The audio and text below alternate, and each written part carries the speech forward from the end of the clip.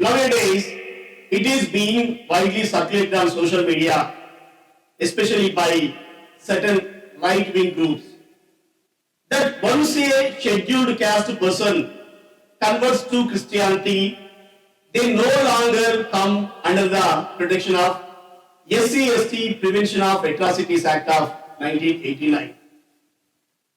They are spreading this message as if they now have a free hand to threaten, attack, or harass Dalit Christians without any consequences. Because we do not fall now under this SC/ST Prevention of Atrocities Act of 1989. But let us make this very clear. This is false and dangerous thinking.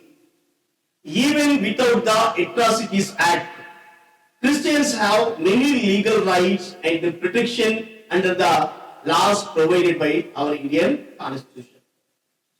No one has the right to harm, no one has the right to insult or discriminate against anyone regardless of their religion. Our Constitution, our laws and our police system, they are there to protect us. Even if the SC/ST Act may not apply after conversion, many strong laws like the Indian Penal Code, the Protection of Civil Rights Act, and constitutional rights, they are still fully available to us. We have every right to defend ourselves legally, and no one take that away from us. On 2nd May 2025, the court ruled that if someone from a scheduled caste converts to Christianity, they lose their SC status and the protections that come with it under the SC/ST Prevention of Atrocities Act of 1989. This judgment came from a case involving a pastor named Chintara Anand. He is from Guntur. This decision has shaken many. Why is this judgment such a big concern? Because Dalit Christians, our brothers and sisters, they may no longer be protected under a law that was created specifically to guard against caste-based violence. The Constitution, Scheduled Caste Order of 1950, it says only Hindus, Sikhs and Buddhists, they can belong to Scheduled Caste. That means once a Dalit person accepts Christianity, they are no longer officially considered SC, even if society continues to treat them with the same discrimination, same humiliation, and the same violence before.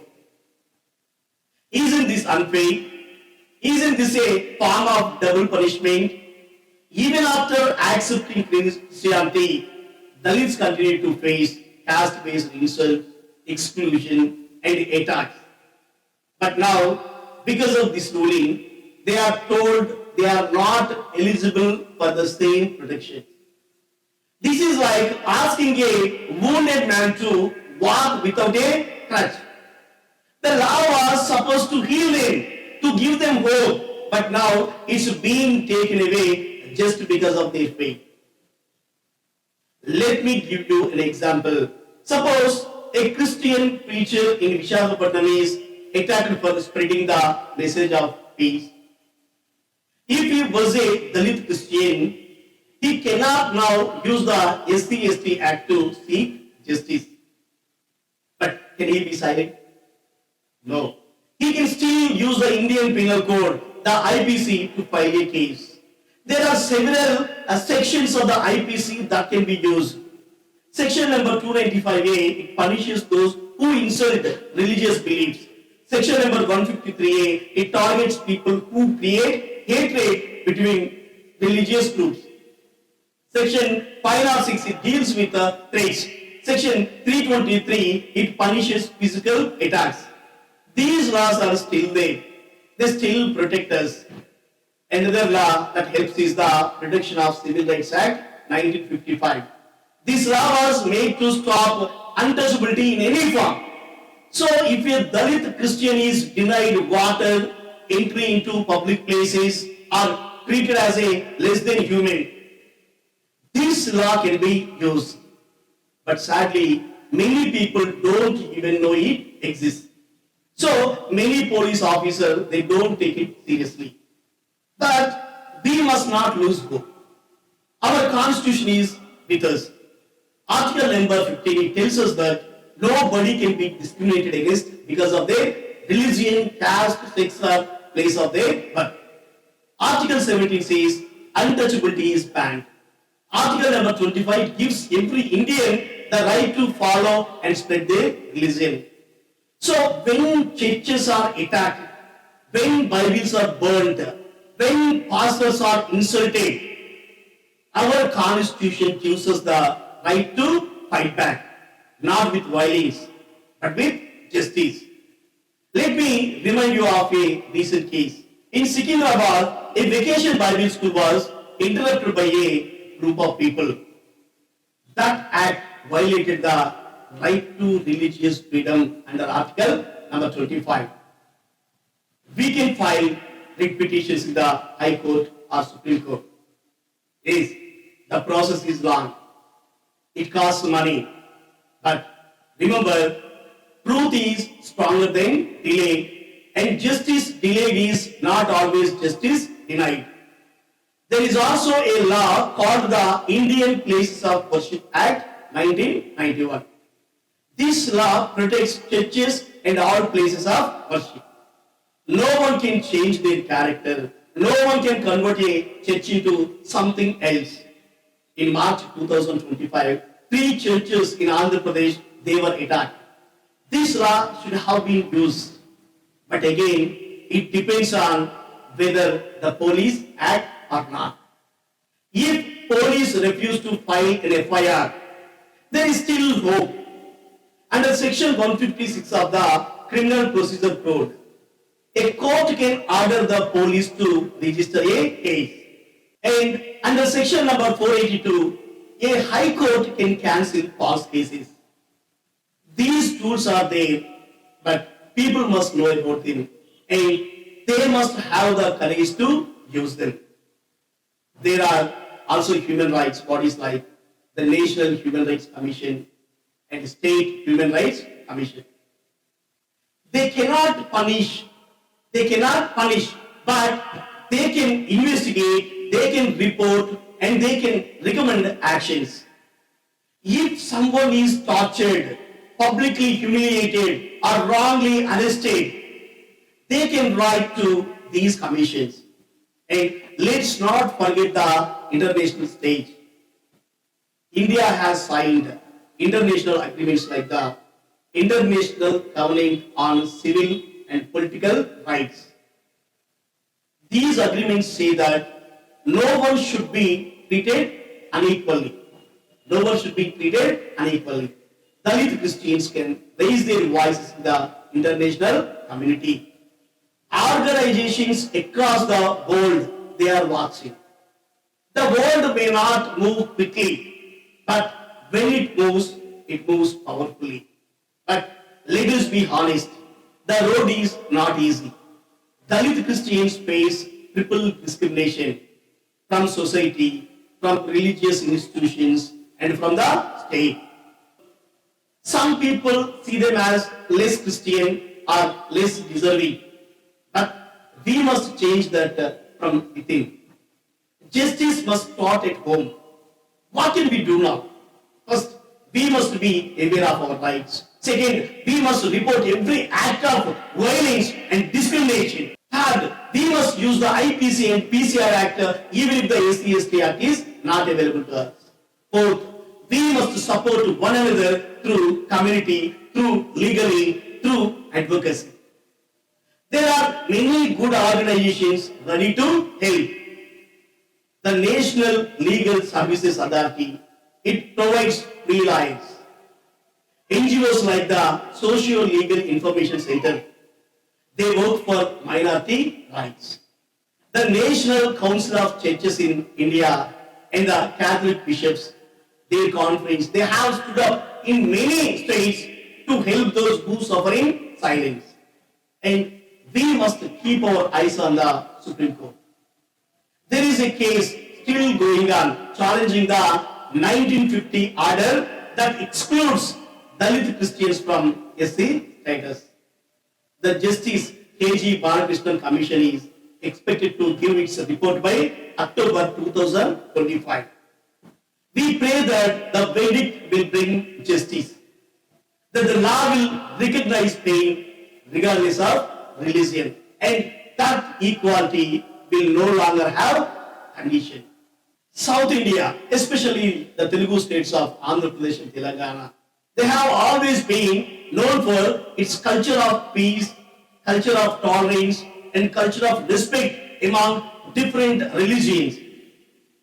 For many years, this region stood as an example of harmony, far removed from the religious violence often seen in other northern parts of India.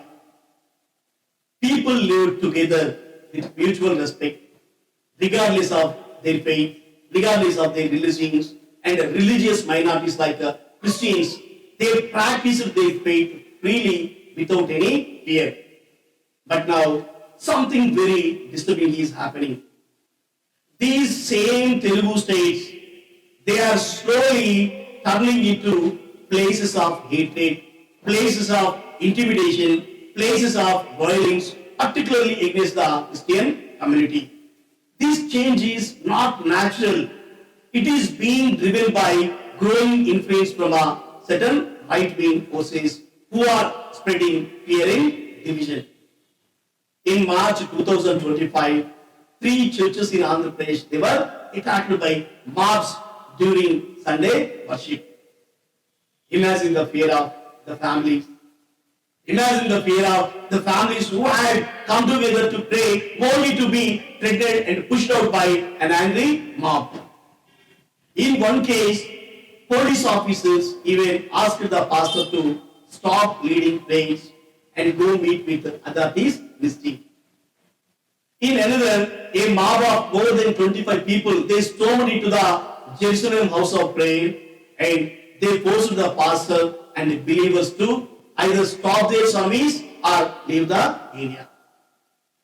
The most shocking part is that some of these attacks, they happened near police stations, and yet the police said they couldn't arrest the attackers. When law enforcement remains silent in the face of such threats, it sends a dangerous message that violence against Christians is acceptable. That is the message. And then there was the sudden and suspicious death of Pastor Praveen Pagadala. He was a well-known Christian preacher in South India. His passing has shaken the nation. Even in the official cause, there are many doubts. The timing and the silence around the case, they have raised serious doubts. Was he targeted? Was there report played? We don't know. But uncertainty, the lack of investigation, and the fear it creates among other preachers is deeply troubling. When someone so respected and devoted suddenly dies without answers, the entire community feels unsafe. The situation was only worsened in April in Visakhapatnam. A Christian preacher was attacked in public by a right-wing extremist. The whole incident was caught on video and shared online. Yet there were no reports of arrests or even official protection for the victim. This is not just an attack on a person. It is an attack on religious freedom, on human dignity. The violence continued on 2nd May. A Christian man was humiliated in public. He was made to tear his own gospel books, rub his nose on the ground, apply religious marks, and perform sit-ups while chanting slogans that went against his faith. He wasn't just shamed, he was stripped of his dignity. All this happened in a state that once took pride in its secular values and peaceful coexistence. And if that was not enough, even children were not spared. A vacation Bible college, a vacation Bible school at a Methodist church in Maredpalli, Secunderabad, it was interrupted by a group of extremists. They were just children gathering to learn about love, compassion, and peace. But even they were targeted. The children were targeted while the police stood by and did nothing. What does this tell us about the state of our society? All of these incidents, they point to a rising wave of hate. What is more alarming is that these events are not isolated. According to the Evangelical Fellowship of India, there were over 640 verified cases of violence and discriminations against Christians in 2024 alone. And the numbers are growing in 2025.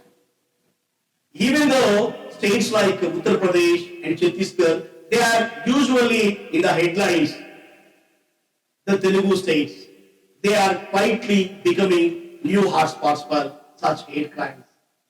If you see heartbreaking situation in Manipur in May 2023, the state witnessed one of the worst episodes of violence in recent history. Hundreds of people from the Kuki tribal community, most of them Christians, they were killed. More than 200 churches, they were destroyed. And tens of thousands of people, they were forced to flee from their homes. Can you imagine what it means to lose your home, your place of worship, your community, even your family?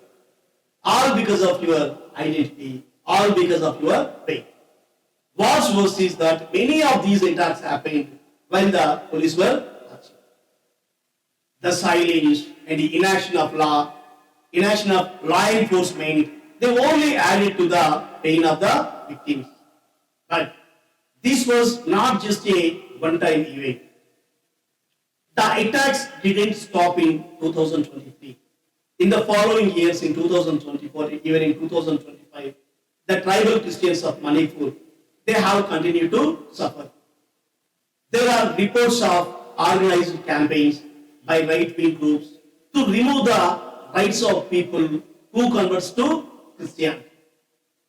This includes efforts to take away scheduled tribes benefits from Christians under something called the delisting campaign.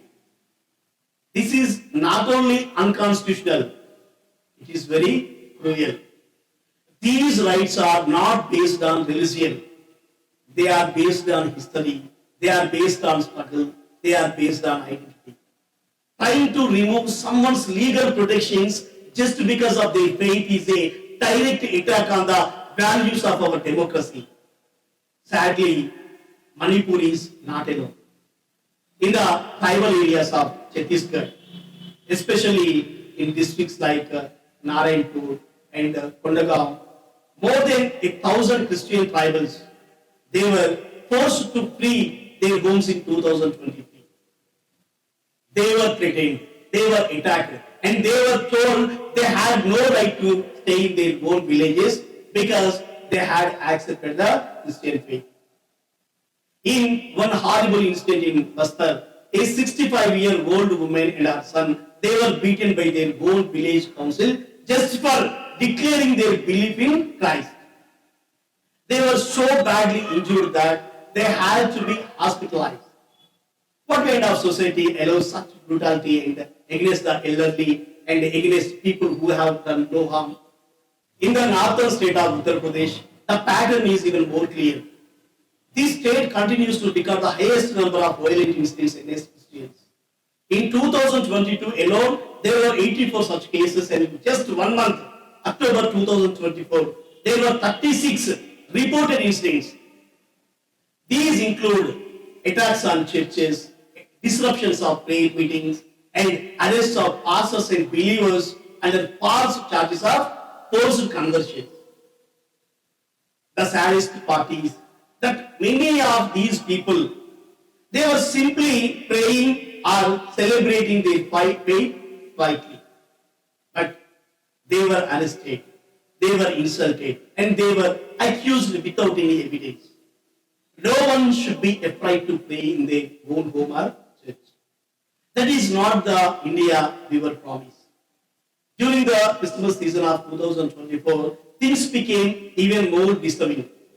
While the rest of the world celebrated peace and joy, over 400 Christian leaders and 30 church organizations in India, they had to write a letter to the president and the prime minister. They were not asking for special treatment. They were simply asking for protection. Their letter said that violence was increasing, especially around Christmas. There were attacks on churches and prayer meetings, and people were afraid to gather with their families. This is not just an attack on Christians. It is an attack on the very soul of India. According to the United Christian Forum, there were 834 recorded incidents of violence against Christians in 2024. That is more than 2 attacks every single day. These include physical violence, church vandalism, false cases of forced conversion, and social rejection. In many cases, people are thrown out of their villages. They were beaten or they were denied basic human rights. And behind all these, one thing remains the same: a dangerous and growing support for hatred by right-wing forces who want to divide us for their own gain. One of the tools they use is anti-conversion laws.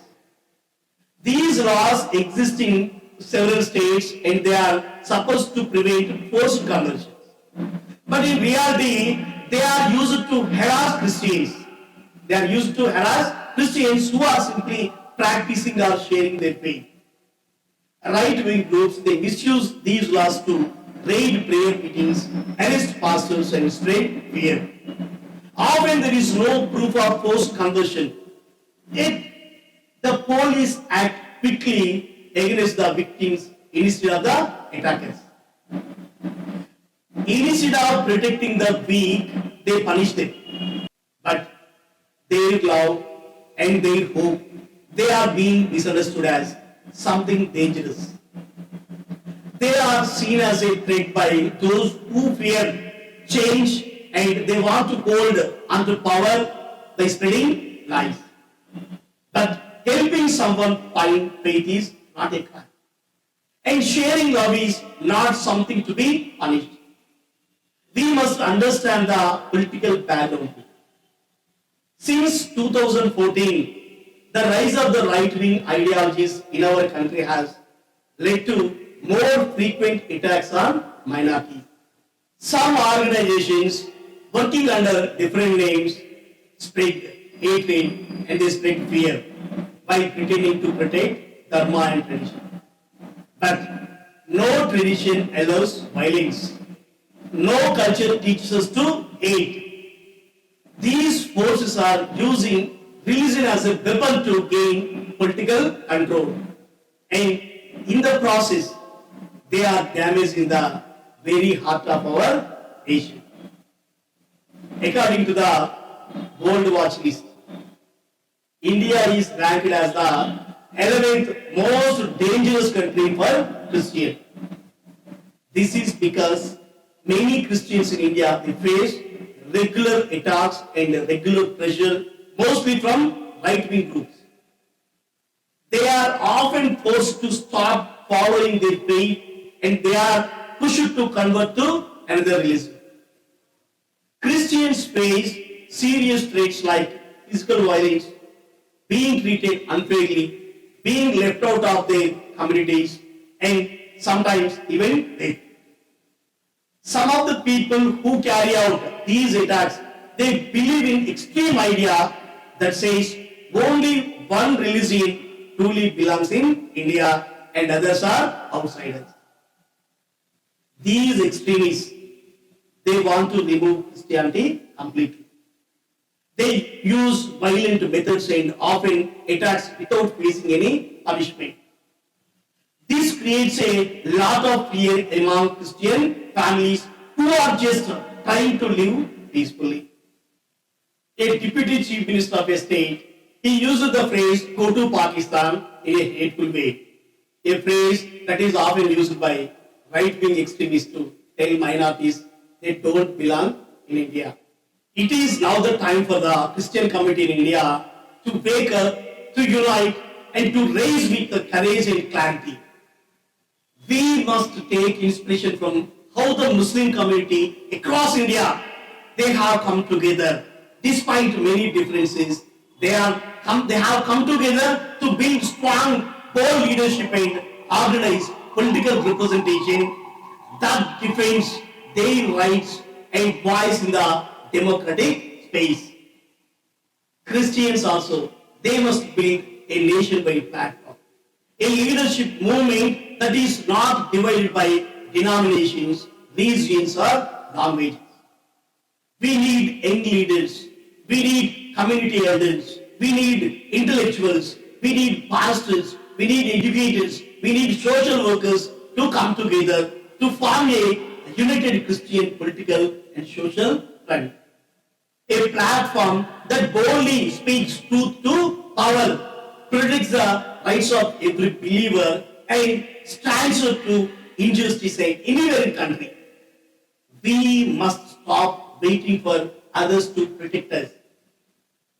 We need our own leaders, visionary, fearless, and faithful leaders who can take our issues to parliament, to courts, and to every level of society.